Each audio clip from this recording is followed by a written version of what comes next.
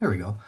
So, essentially, looking to write a story on this new endeavor that you guys are about to embark on to address some youth handgun violence in the community. But before we get into the program, just so I understand your perspective and where you're coming from on things, can you tell me a little bit about yourself, how long you've worked in juvenile justice? Sure. Next month it'll be 17 years that I've worked here at the Juvenile Probation Department. I've held several different positions over the years, and then a couple years ago, I was given the opportunity as assistant chief. Did that, and then the previous chief, she took another position somewhere else, and about the same time that we got a new judge as well. And so I think in October it'll be 1 year that I've been chief of this department. Give me some perspective. What have you seen just sort of change over your time in juvenile justice? What are the big changes that have stood out to you? Uh, a lot. I feel like it is slow and you don't really realize it till you look back. But I mean, there's been significant changes. I think that from the probation department going through COVID was a very interesting thing. I think that we saw social media over my years here, how that's really contributed to a lot of offenses, the rise of mental health issues and how that contributes.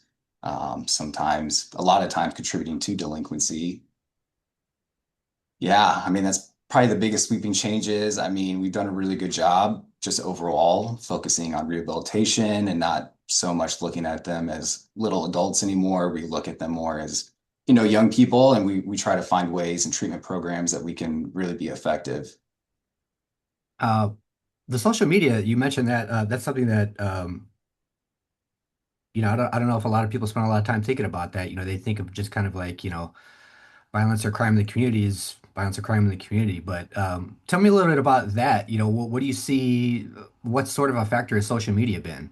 Yeah, social media is a factor, especially with the offenses that we're talking about today, firearm offenses. A lot of these things stem from uh, you know, things being said over social media. Kids are very connected nowadays, and so they're quick to turn to purchasing or getting a firearm and selling differences that way, unfortunately. But I mean, when I started, we were talking about MySpace, and now, kids are sending out diss videos online. Mm. I don't think it's monitored all the time as appropriate as it should be, and so these things happen. But that's just my personal perspective. Yeah, I mean, I think when we talk about a lot of times when we talk about, discipline problems with juveniles, we think about, social media and bullying. We don't necessarily think about it, the ultimate outcomes of that, where things can go to just that nature of, um, now everybody knows, Right. and there's no escape from it. Like even if it's if it started at school or wherever else, it's Mhm. always in your pocket, right? Yep. Wow. Um, well, as you mentioned, this prevention program, this effort that you guys are particularly looking at now, really addresses the nature of gun and gun violence. Talk to me. We've already talked about how social media has changed things and sort of, um, spread or extended, violent triggers to different areas. What does gun accessibility look like these days? Has that changed at all in terms of the time that you've been on the job? Uh, I can't speak to that specifically. I will tell you that looking at trends, we're seeing about the same referrals for firearm offenses that we were pre-COVID, so around 2019. But I have heard from speaking to police officers that one of the things they're seeing are, firearms that are being left unattended in vehicles and things along those lines. It's typically the firearms that are being stolen that they're finding are being used or part of, these youth that are being arrested with firearms.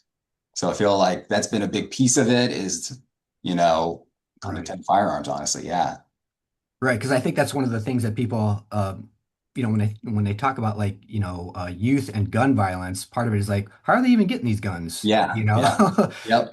And so it's, it's unsecured firearms, Hmm. poor gun ownership, I guess, that you're pointing to that allows these kids to get access to these things. Yeah. Wow, wow.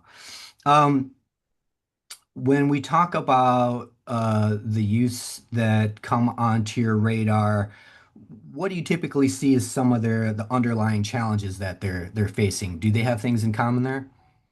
Yeah, I think a big piece, and that's what we're trying to address through our program, is, positive ties to the community, pro-social activities and events. A lot of these kids, you, we ask them. So we've had a handgun program over the past 15, 20 years. It used to be called Project Life.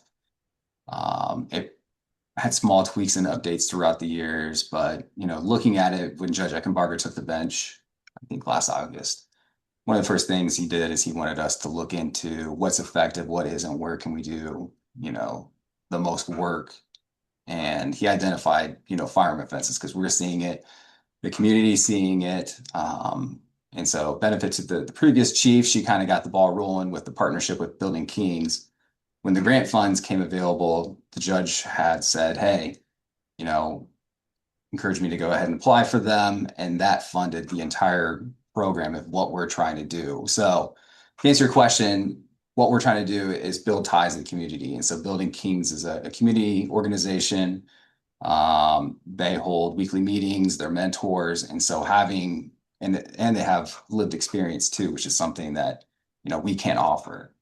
And so we've watched it through these meetings. These kids definitely latch on, and you can see that they hear it differently from people who have been there, who are saying, you can call me up, you can text me. Like, I've been there. This is what it's like. Because every kid, it seems like when they come in there, they feel like they're the only one that's going through it, or the only one that feels threatened, or, nobody else understands why they need to carry a firearm for protection.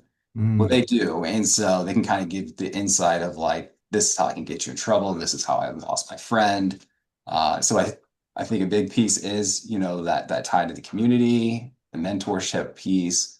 I think education is another big piece as well. So we're going to make sure that parents are part of this too. So they are going to be required to attend many of the sessions as well.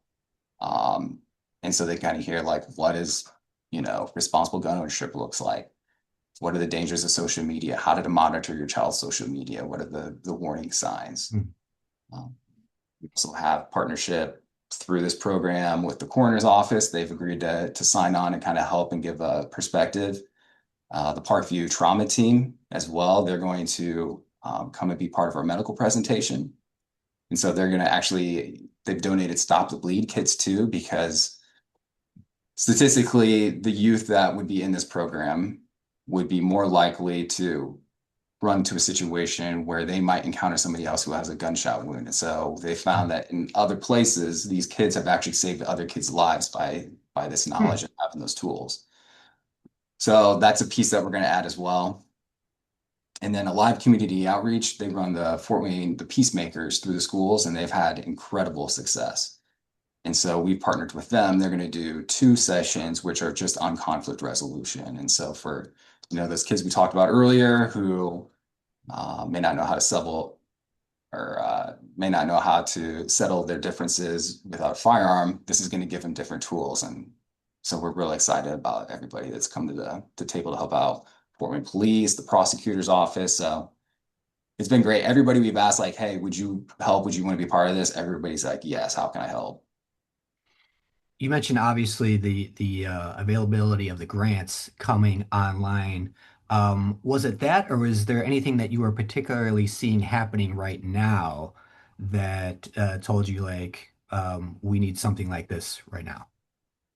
No, this has all been put into motion since about August of last year. Yeah. So, the yeah, we're not responding to this one, we're responding to what we're seeing over years.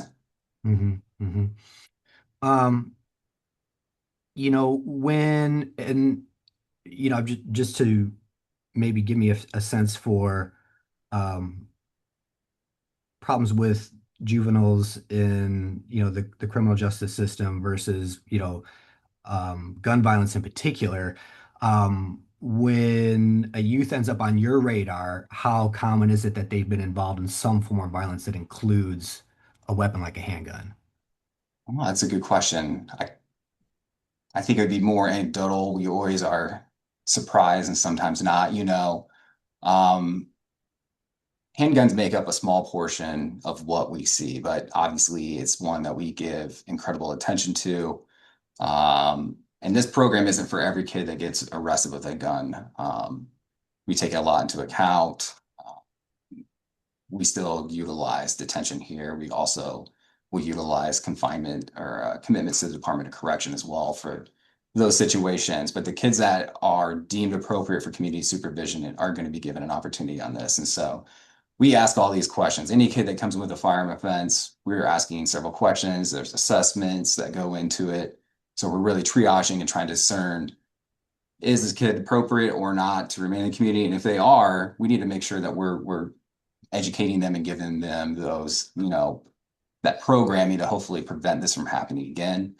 Because we're finding about 1 in 5 kids that would come in for a firearm offense, we find that they'd have another adjudication within the next year or two. Hmm.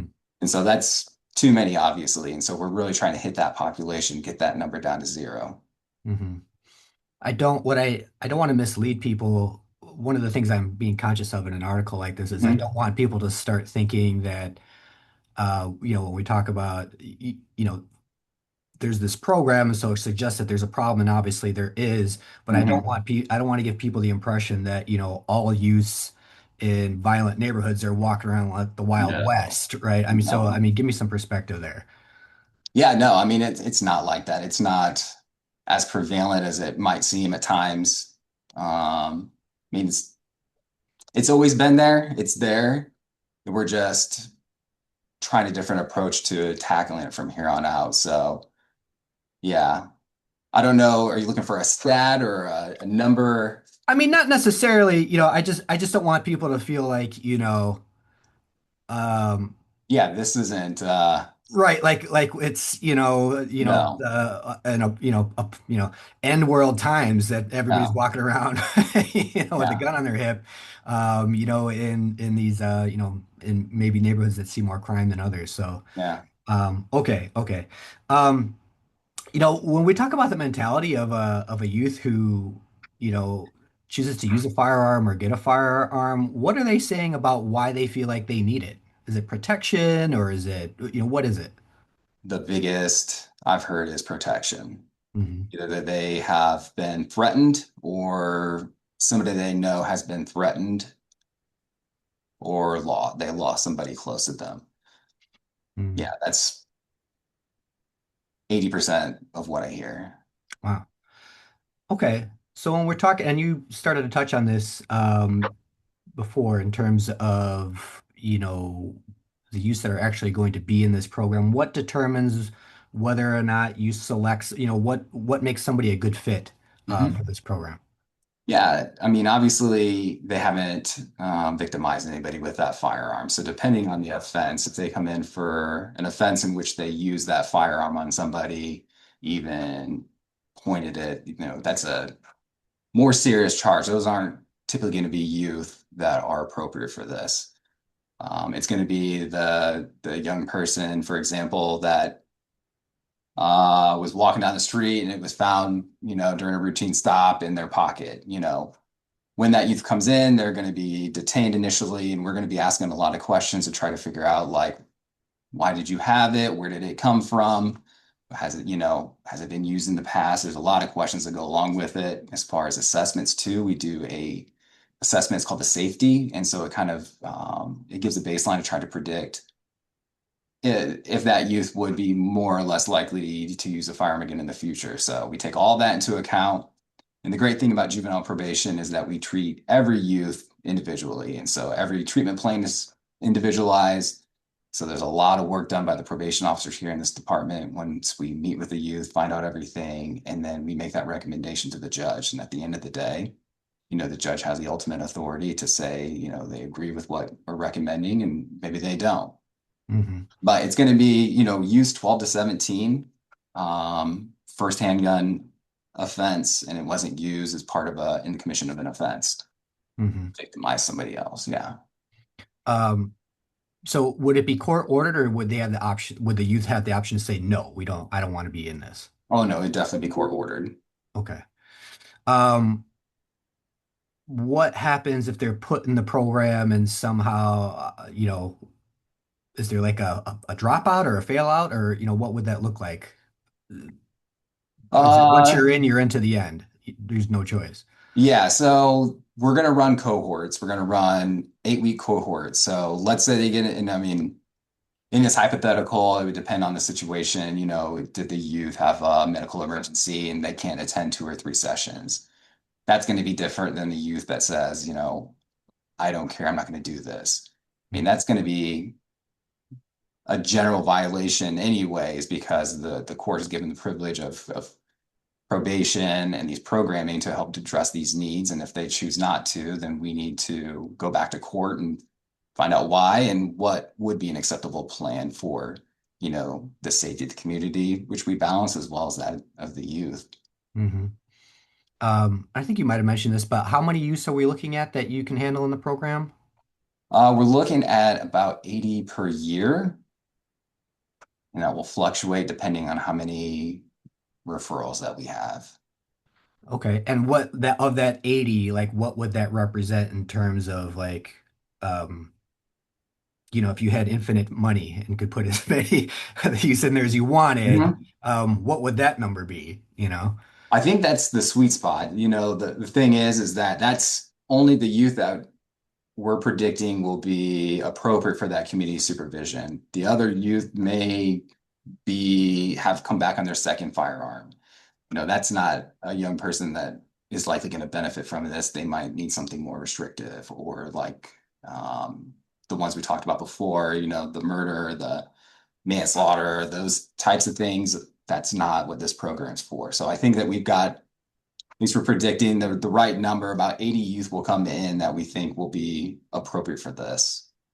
Got you.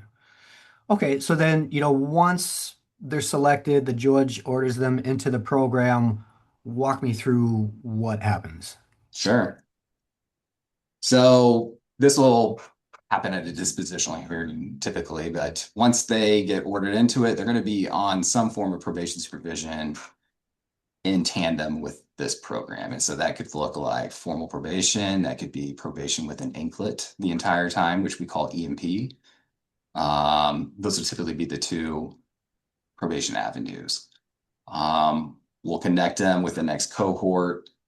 We'll get them enrolled. We'll make sure all the expectations are understood by the parents and the kid. And then once we get them in, the first session will be meet your accountability board. And so that's going to be the Building Kings. And so Building Kings they've agreed they're going to help out by helping facilitate the sessions, but they're also going to be keeping regular contact with these youth while they're on probation, while they're in the program, and then we're hoping afterwards as well. Hmm, But that's going to look, they have a set number of times that they need to contact and chat with the youth that they're working with. okay. So after that, we've got the next one is a like a facts about handguns, kind of like it's our twist on what is called juvenile justice jeopardy, but it's going to be run by Building Kings and the probation department. We've got a law enforcement panel, so we've got officers who have agreed to be on a panel so that youth can ask them questions, parents can ask them questions, law enforcement can kind of give um, their perspective on things too. That's one of the striking things is speaking with law enforcement. Like they want this fixed too. They don't, you know, this hurts them. It hurts all of us as a community, especially officers when we see our kids, that on TV. Like, so they're really excited about the opportunity too to be able to say like, hey, I'm a human. Like I don't want to be out and about doing these things. So we're looking forward to that. We're going to have a victim impact panel as well. So victims of firearm offenses are going to be kind of sharing their stories and answering questions. And then we have a medical presentation, and that's going to be split between the Parkview Trauma Team and the Allen County Coroner's Office. And then 2 sessions of conflict resolution. And the last one's going to be a project. So the kids at the end are going to have to present to everybody on a project on what they've learned and what they're going to take away from all this. Interesting. And this all occurs over the course of, did you say 8 weeks Yes, sir. per participant? Okay. Yeah. And so then, is it understood that that is equal to the term of probation, or is there No. probation that extends? Because I was gonna say 8 weeks. Yeah. Yeah, yeah. No, that's a great question. I'm glad you asked that too. No. So probation, especially at this level, formal probation is a minimum of 6 months, but that is, especially with firearm offenses, we typically work with a youth on their treatment plan until they accomplish all their goals. You're looking at more of 9 months to a year, I would say, is the most average. So no, the youth are still going to be supervised. They're going to be on probation. They're going to be reporting in. We're going to be monitoring and working with them. This is just going to be an 8-week program to hopefully, redirect course. Mhm. So this is the 8 weeks is how they would start their probationary term. Yeah. Now, where that 8 weeks falls in their probationary term, so they might be, maybe they get put on probation in the beginning of a cohort. Like they're going to wait for the second cohort. Got you. So whenever that next one is open, but the department already does a lot of work naturally, just part of probation. This is just an added piece, to help out. Got you. And you've mentioned families, parents a couple times in this process. Explain to me the level of their involvement, and I guess what happens if you um, don't have parents to participate or parents who choose not to. Yeah. That's always tough. We would never penalize a young person because their parents don't buy into it. Our goal is to rebuild the child. So we've thrown that around. We got a couple ideas it doesn't have to be a parent. Ideally it is, but it can also be like a family member or a trusted family friend that, we would screen and make sure is an appropriate person. But ideally it's parent. If it's not, it can be somebody because maybe mom or dad have to work, during this time. So maybe there's an uncle, maybe there is a really good family friend that can step in and be that trusted adult throughout this process. Okay. And you mentioned Project Life earlier when we were chatting about some things, and obviously that was a long running program. And when I was curious to see if you were familiar with that and how this compares and contrasts with that program, because I think most people think about that program as having, some fairly successful outcomes. Mm-hmm.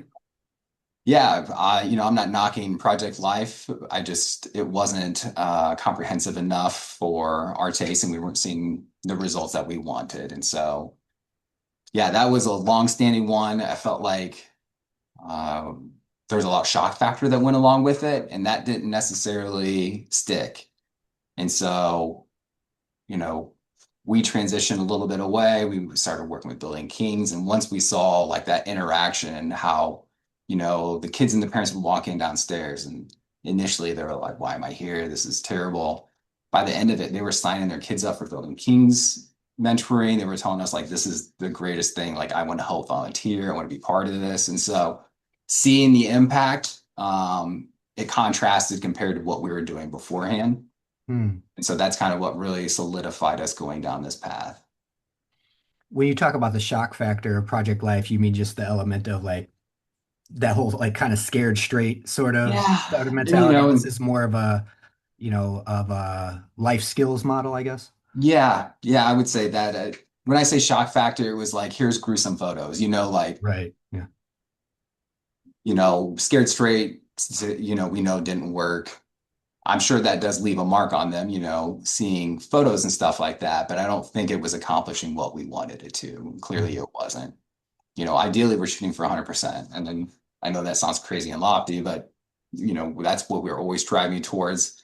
Any benefit, any improvement we get here is going to be a huge win. Mhm. And I mean, these are kids. Well, I was going to ask you about that.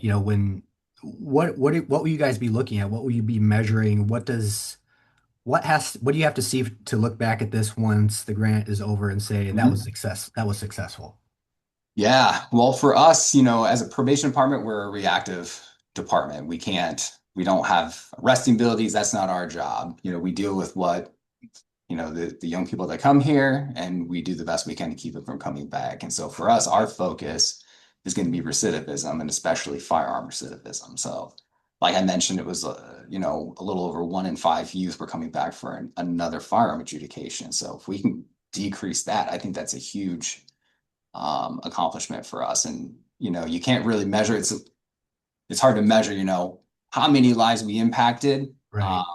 But I would expect that with the youth that are here that we've identified, that are in the positions where they felt like they had to have firearms, if we can change them and get them to feel like they can settle things without it, to not come in contact with people like that, there's gonna be positive repercussions. It's just it has to be.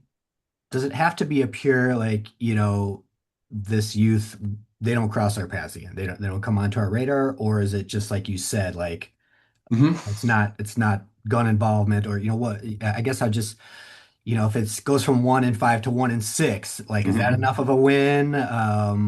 It's Is it enough? No, I think we're, especially the judge and I, like we're always going to be chasing. All right, we got to 1 in 6. Let's get it to 1 in 7. Like I said, and I'm not just trying to give you a piece or something like that. Like really, we want this number to be zero, and so we're going to keep reviewing and finding what's working, what isn't. We're going to have pre and post surveys. We're going to be speaking with the kids, the parents, the contractors, everybody, trying to figure out like how can we make this better and more effective. So, but firearm adjudication or re-adjudication is, I guess, for us the best metric, just because that's what we're trying to prevent. If they come back again for shoplifting, did that directly tie? No. And so, Right. this program in particular, we have several programs trying to address several things, but this one is targeted to handguns, and I think that, yeah, that's why we chose that as a metric. Mhm. Um, you've mentioned Building Kings a number of times, and some of the other partners as well. Um, Tell me a little bit about why those specific partner groups convinced you that they would be the ones to use for this. Sure. I wouldn't even say they necessarily convinced me. It was seeing the work that they've done. Hmm. Like I mentioned with Building Kings, we got to witness them and how they worked with youth that were already in this position, and hearing the feedback from the kids and the parents and just witnessing it. I mean, it was evident that we immediately were like, hey, please keep coming and doing this. Mm. And so watching them, they were an easy choice for us because they're already doing it. We have a great relationship with them, and what they do is incredibly impactful. And the people are all volunteers, so they're incredibly passionate about what they do as well. And then a live community outreach. I mean, we saw the work they did in the schools. Um, the people who run it, they live it, they breathe it. They truly do care. I mean, you could talk to them; it's just evident. And so, seeing the work that they did in schools, the success they had with addressing some of the conflict-driven arrests and things that used to come this way, they've done. I would attribute a lot to what they've done as a reduction in that. And so that's why they were an easy choice as well. And we had already had conversations with them prior to this, Mm. just them coming and saying, hey, this is what we do. How can we help? And then when this came up, it was an easy, like, hey, would this be something you're interested in? And they're like, absolutely. How can we help? Let's do it. Hmm. So it sounds like you kind of, once you were aware the grant was out there, it sounds like you had an idea just from your history of interacting with these community organizations that they would be a good fit. It wasn't like you had to put out an open call, hey, we've got money to work with partner groups. Tell me what you got. Yeah. You already went in kind of knowing like we've seen what these particular groups do and we like it and we think that, there's positive outcomes from these particular groups. Yeah. Yeah. At the time we were applying, it's just a proposal. And so, who would be a good fit for this piece of it? Who would be a good fit for that piece? And so it was simple as reaching out saying, hey, Building Kings, I know that you've been doing this already. Would you like to sign up and be part of this program that we're going to try to expand it? Live community outreach, the exact same thing. And so, yeah, So say this is a huge success. Um, what happens when the grant money goes away? Well, that's always the question, but either we're always going to look for ways to fund it, even if it were free. We've got the community of people that will donate their time and energy. We've already seen it, through several programs here. Like I mentioned, Building Kings was already doing this for nothing. They were just here volunteering. And so, if it runs out and when it runs out, we'll cross that bridge when we get there. But I'm confident in that either we're going to find more grant opportunities or we're going to be able to prove the effectiveness of this. And maybe there's other ways of funding it. But yeah, I can't speak to that a whole 100%, but I'm confident that we'll always find a way. In the application process, did you get a sense that, like, if it was a huge success, that there'd be an opportunity to at least present your case for like, hey, this should now like be a line item, that we have going forward. Like, look what it's done. Yeah, no. So it's a 2-year term, Right. and as I understand it, I think this will be up again in 2 years, this exact same grant. But if we show that this is a success, we can find that grant again. We can find other grants. We could try to make it part of our budget as well, or we could supplement it with grant funds, community donations, things like that, donating time and things like that. Okay. Okay. Um, I think we've touched on a lot of things that I had in mind. What didn't I ask you that you think is important for people to know about all this? I think you did a good job. I think an interesting point, something that we're always looking at, like what's contributing to this or that. And this isn't statistically proven yet or anything, but we're seeing a big tie between truancy and Yeah. firearm offenses in the future. And so that's something we're exploring right now too, try to find out what we can do preventatively for the youth that come in, because we get several hundred youth getting referred to our court for truancy, failure to attend school. And so we're trying to think of ways that we can identify youth that might have risk factors in the future. And that way we can hit this from both ends, the kids that are currently involved and maybe, these kids that may be involved in the future. So Hmm. that's just kind of an interesting angle. But yeah, outside of that, I can't think of anything else. I mean that definitely makes sense what you were saying. I think thinking back on my life, anytime I skipped school, it wasn't because I was up to, Boy Scout work or anything. Right, right. Same. Yeah. Yeah. But at the same time, I mean, I guess, the idea of like truancy officers and people like, is that even a Yeah. thing?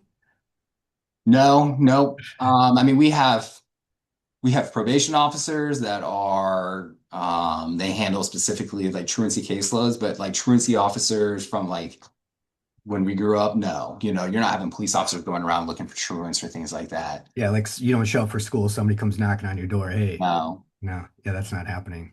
Hmm. Mm-mm. But there is a bigger focus now being put by the state on schools to record and make sure that they're addressing truancy. So it's becoming a bigger factor, independent of what we're focusing on too, which is great. Hmm. Okay. Um, is there anybody else that you think that I should be talking to, like a must talk to for this article? I mean, your article is on the grant funds and the handgun program. Essentially, yeah. The idea being that, like, hey, there's some money behind this new effort to, reduce juvenile handgun violence. Maybe my judge would be somebody if you're interested in talking with him. He Yeah, would be good. Or a representative from Building Kings or live community outreach. I think that those great. would be the other people I would suggest Yeah. potentially. I mean, if there's specific people, your judge, or specific people at the partner organizations that you think would be good to talk to and would be willing to chat with me, if you might be able to send contacts my way, that I'd really appreciate that. Yeah, I'll shoot you an email today with 2 or 3 names, and then you're welcome to reach out to them. Or yeah, absolutely. Beautiful, beautiful. The only other thing that I could think of that might be helpful in all of this is at some point I imagine you had to submit an actual grant application. Hmm. Is that something you might be willing to share just so that I can have, numbers correct and all that in the article? Um, I would just want to run it through our judge to make sure as far as it was Sure. allowable. But yeah, I mean, I have no problem sending it. I just want to make sure that it's Yeah, something absolutely. the appropriate or yeah. Right. Yeah. No state secrets or anything, I Sure, right. Yeah, get. Okay, well, yeah, I think it would be helpful, just as a reference point for me, in all this, if you're able to do that. Otherwise, I think that's all I have for you. I'll keep an eye out for that follow-up email with the contacts that you mentioned. yeah. But otherwise, have a great weekend. Yeah, and I'm sorry, I did think one other thing. I just want to Sure. point out, like, this is definitely, not just my work. This is the work of several Mhm. probation officers and a lot of people that put a lot of work into making this happen. So, Definitely. yep. Okay. Well, all right. I'll shoot you an email here in a little bit, and I appreciate your time.